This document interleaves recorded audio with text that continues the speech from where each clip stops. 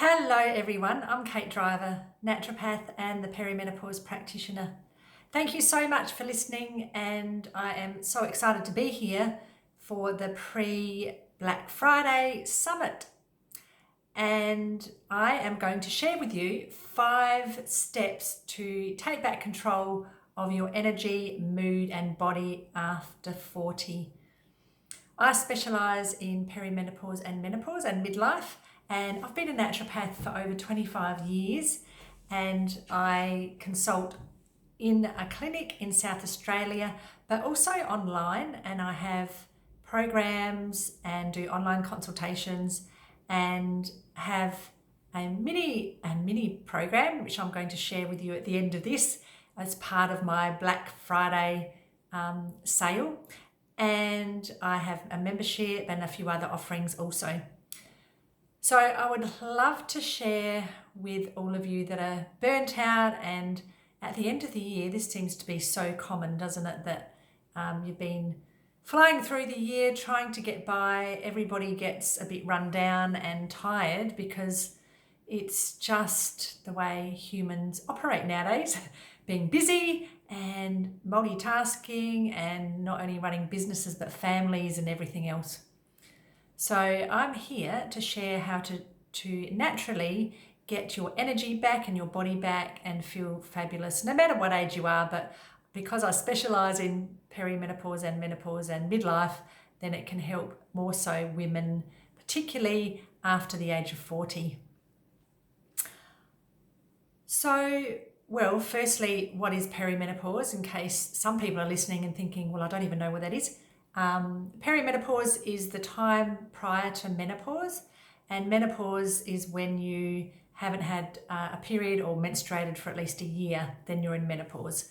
Perimenopause is the time prior to that where you actually get more symptoms usually than menopause. Perimenopause can last from anything from a year to 10 years. And this is when the hormones fluctuate wildly and can cause more symptoms, therefore, because they're all over the place, whereas they stabilise a bit more and drop in menopause, and you don't get these wild fluctuations and things like mood swings and hot flushes 1 minute and the next minute you don't have any. So in perimenopause, it can be a bit all over the place. And then particularly in midlife, after menopause, you're postmenopausal, you can still get symptoms. Some women still get symptoms such as hot flushes and keep putting on weight if they've got insulin resistance. And hot flushes, particularly if the cortisol stays high and there's a lot of inflammation and stress or even high histamine with that person. And then there's, all the things that people worry about, like, getting lower bone density, losing bone strength, losing muscle strength, and, loss of libido or sexual drive as well. That can happen as people age just generally, but it can be a big part of menopause and postmenopause also. And then there's skin dryness and wrinkles and all those other lovely things. But the most important thing really is for all of us as entrepreneurs and business people, we need to keep our energy levels good and our stress levels low. The thing is just to be aware that your symptoms that you're getting, even if you're not in these stages of your life, little symptoms that your body is telling you, don't ignore, because this is really the way your body is communicating with you to tell you something is out of balance and that you need to do something about it now. So I always say that listen to your body when it whispers, because otherwise you'll hear it scream, and so it'll scream at you and your symptoms will get worse if you just ignore them. And like I said, particularly if you're running businesses and you're busy and you need to be on top of it all and have good energy, not only to do that, but to enjoy your life and your family and your friends. So, yes, my first step is to look at one of the first things you can do to make sure you have optimal energy and feel good. And it's probably the most obvious one that people always think about is your diet or what you eat. And so when I say diet, I don't mean dieting as in restrictive diet, but just generally your diet, what you're having for your meals and for snacks and how much water you drink and all of that sort of thing. And a lot of people also say, well, diet can also be mindset and what you expose yourself to in your environment, the sort of people you hang around, hopefully you hang around positive people and people that lift you up and support you if you're going through, a hard time. And also your mindset. So thinking positively and saying, okay, I'm aging and I don't feel as energetic as I did when I was 20 something, but this is natural, I can't avoid it, and this is just inevitable, and I can be the best person I can be, but I can support my body and age gracefully and healthily and with energy. So the diet is the most important thing. So what I teach is to not only just be really restrictive at all, but lower inflammation in your body by lowering inflammation or inflammatory foods in your diet. So we want to say, okay, well, what can you have first, and then work on the things that you should be cutting down on or eliminating. So including so many really richly coloured foods, plant foods, try and increase those plant foods. Protein is really important, so even animal protein. It's harder for vegetarians and vegans, but animal protein is actually very good at stabilising your blood sugar levels and keeping your mood and your energy balanced throughout the day. So have a palm size of protein at every meal to balance your blood sugar levels, whatever that is. And if you're vegetarian or vegan, you may have to work that out. So you're either going to do eggs or dairy or legumes and beans and nuts and seeds. So protein is really important. But then when we look at what else you can add, lots of brightly coloured fruits and vegetables that help produce inflammation and feed the good gut bacteria and give you loads and loads of nutrients. And so they're the things we want to add, and just work on reducing the inflammatory foods like wheat gluten, dairy. These are so hard to digest, and I'm not saying all dairy, but conventional dairy that's not organic is full of hormones, and a lot of people are dairy intolerant because we're having breast milk from a cow that's meant for calves. So it's sort of a bit inevitable that human beings aren't going to digest dairy as efficiently. Usually yogurt and cheese and things like that are actually better. So if you're going to have dairy, try and have it the fermented types. And so I would start with that. Wheat gluten is hard to digest. It's been hybridized and genetically modified, and our body doesn't recognize the gluten protein anymore. So it's very hard to break down. And you don't have to get digestive symptoms. Some people they might be getting bloating or fluid retention, puffy eyes, itchy skin, tiredness, fatigue, mood swings. Some people, it can flare up autoimmune disorders. Sometimes it can be joint aches and pains and arthritis. So it doesn't have to be obvious. And then the other thing to reduce or avoid is too many processed foods and sugars. And this can include alcohol and things like coffee, which can actually deplete your nutrients and is a bit of a inflammatory drink to have as well. It not only depletes your nutrients like your minerals, which are really important for our nervous system and for energy production, but also depletes depletes the bacteria in your intestines. And the same with your alcohol. So just reduce these. It's you don't have to avoid these at all together, but just be sensible and reduce them if you're having a lot. And in my programs and my mini offer that I'm going to share with you at the end of this, I actually have a masterclass that I share what to eat for hormones over 40 and what sort of foods you can have to nourish your hormones. So we go through things like all these lovely high phytonutrient foods and good fats.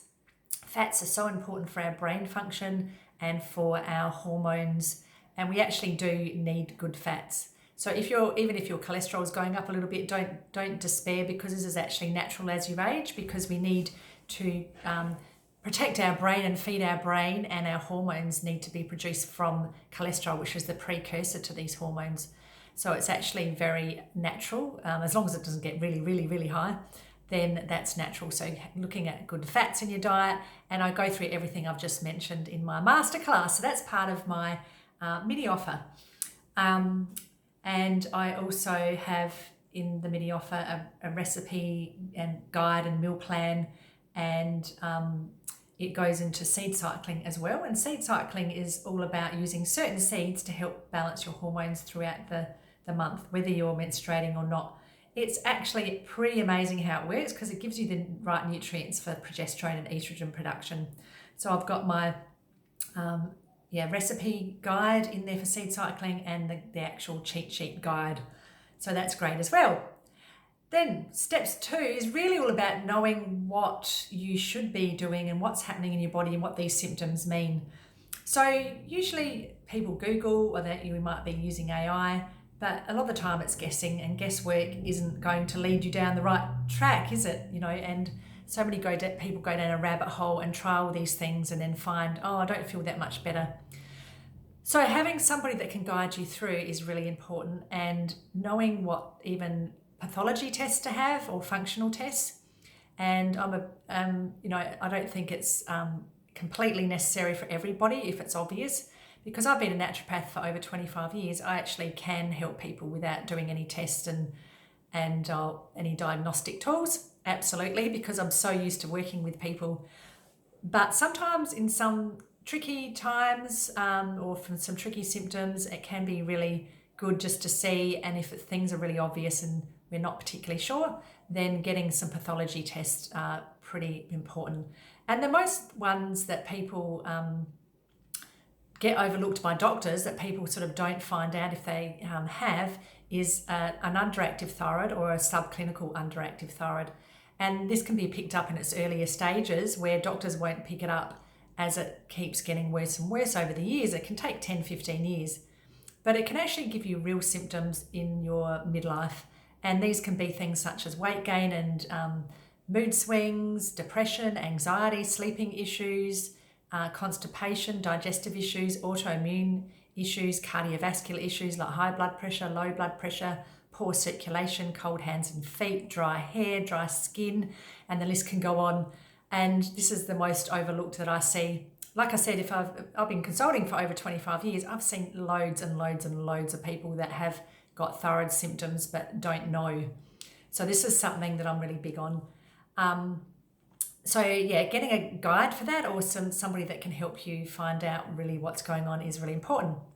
And I have this in my mini offer as well. I actually do have some testing guide and suggestions in that too. Then step 3 is I've already talked about step 3. Sorry, I was actually meant to do that as step 3 was actually talking about seed cycling. So I've sort of melded step 1, which is just reducing your inflammatory foods and wheat gluten and dairy, and increasing these wonderful nutrient-rich foods and plant foods and anti-inflammatory foods, all the brightly coloured fruits and vegetables. I've actually melded that into step 3, which was my foods and superfoods. So we want to add some really good, like I said, richly coloured fruits and vegetables. My favourites are, and particularly for hormones, are all your cruciferous. So this is going to actually help with estrogen metabolism. So things like broccoli sprouts, cauliflower, Brussels sprouts, bok choy, cabbages and kale. And there's probably one more that I've forgotten. These are all really important for your estrogen metabolism and your hormones.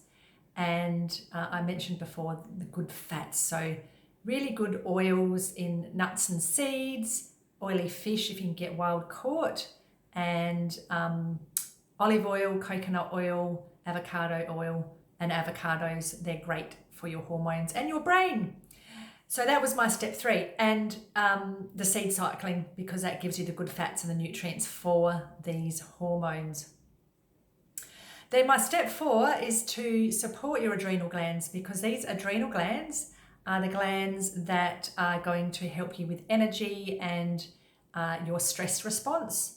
And if you've been running on empty or just being busy, and all of a sudden you're in midlife, perimenopause and menopause, and you're getting symptoms, it can mean you've got a bit of adrenal fatigue or adrenal burnout. So these adrenal glands produce your cortisol, and you may be aware that loads of people are talking about cortisol over the last year or two. And cortisol can stay very high in perimenopause and menopause and cause more inflammation and a lot of symptoms. And this can even be things like midriff belly weight. It can be high blood pressure, it can be cravings for sugar, it can be sensitivity to noise and stress, it can be irritability and overwhelmed feelings all the time.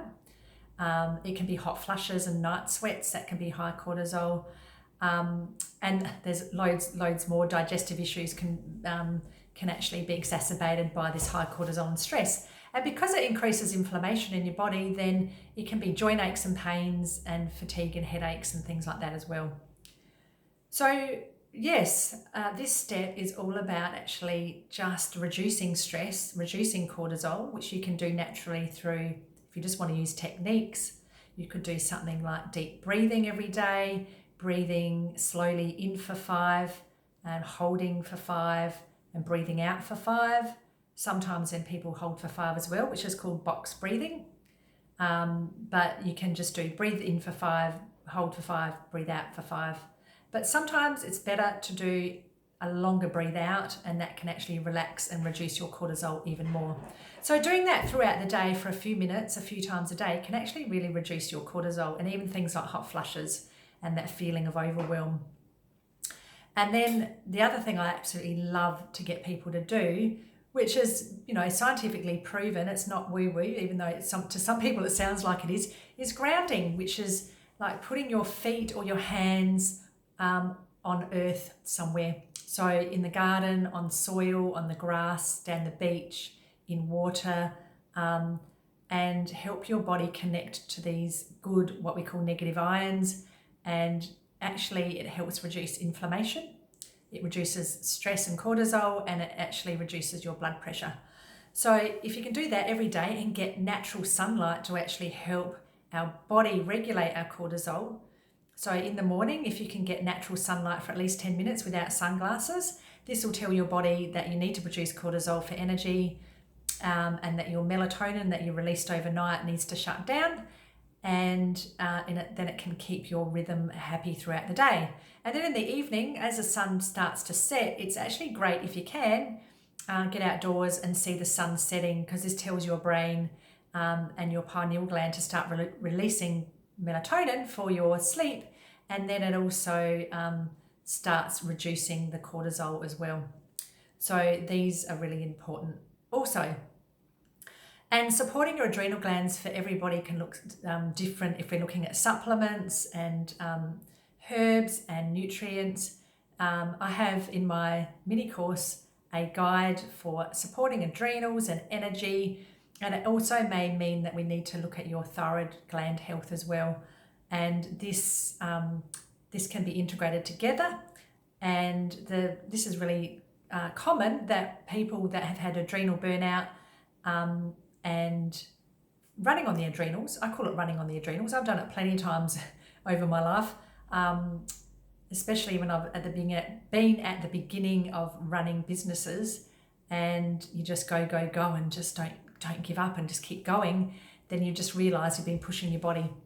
Well, and eventually something has to give. So usually it's your thyroid gland, and this is why so many people eventually as they age end up with a bit of an underactive thyroid in a lot of cases. And I'm not saying it's everybody, but a lot of people, if they're particularly susceptible, and I particularly was, and I've seen loads and loads, I've seen thousands of clients over the years that end up with a bit of a thyroid issue, and I can help them with that naturally. So this is what generally we want to support, and also supporting mitochondrial health, which is also through that exposure to light that I just mentioned. That can be to do with the mitochondria. The mitochondria are the little energy centers of your cells, or the little engines of your cells. So there's loads of nutrients that can help your mitochondria, and there's loads of nutrients that can help your adrenals and thyroid as well. Particularly my favorite one I'm going to mention, because everybody probably is already taking it, is magnesium, because so many people are deficient in magnesium, and it's involved in over 300 processes in the body. So if you're deficient, then you probably have a lot of health issues that are starting to eventuate. So magnesium is something that probably most people, if you're alive and busy, which is pretty much everyone, you don't want to be without. So get some magnesium in your supplement routine or regime. And I go through this and more in my guide as well. Now, I'll probably have to finish up pretty soon. My step 5 is the supplements. So yes, sorry, I melded everything together. Step 4 was about adrenals and thyroid and what you need to do to reduce the stress, which is really important to increase your energy. And then step 5 is really about the supplements, so looking at what you may need. And I would have to say that everybody could definitely take magnesium, and even looking at, like I said, increasing fats in your diet. That's really, people take it in supplements, but it's actually really important for our brain and hormones. So if you can actually do that in a supplement, even looking at fish oil or some sort of omega-3 fats, that sea buckthorn oil, or omega-3 fats that are vegan if you're vegan. I actually love cod liver oil because it has the omega-3 fats, the DHA and EPA, and the vitamin A and vitamin D in their natural form, which is really important for our immune system and mucosal health and everything else. Yes, so everything is found in my perimenopause plan, and I usually sell this for $97. As I said, it's a plan that has loads and loads of support. Firstly, it's got a 47-page guide which steps through everything I just talked about in detail. It tells you all about what you should do through lifestyle, your diet, supplements, testing, and it even goes, there's actually essential oils. There's an essential oil guide that can tell you what essential oils are good for hormones and health and energy. But there's loads of supplement suggestions in there as well. And then you've got my Eating for Hormones Over 40 masterclass, which is I go into depth about what you should be doing with your diet and eating. And then you get recipes and meal plans, which are really easy to use to nourish your hormones. And you also get the seed cycling guide and seed cycling cheat sheet. And yeah, everything is very, very comprehensive and very, very helpful for women that want to make a start with their midlife journey and start feeling like themselves again and have more energy and start to ditch those horrible symptoms that you shouldn't be having. So like I said, your symptoms are your body's way of telling you that something is out of balance.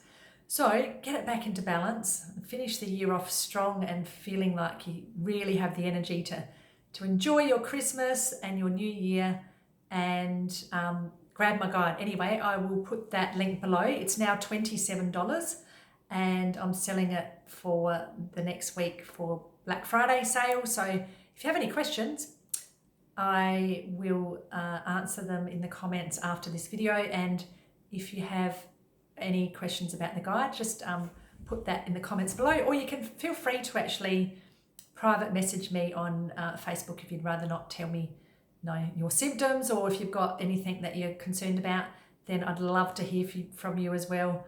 So thank you very much everybody for listening, and I hope everybody else has fun on the Black Friday time, and I'll see you all around very soon. Thank you. Bye.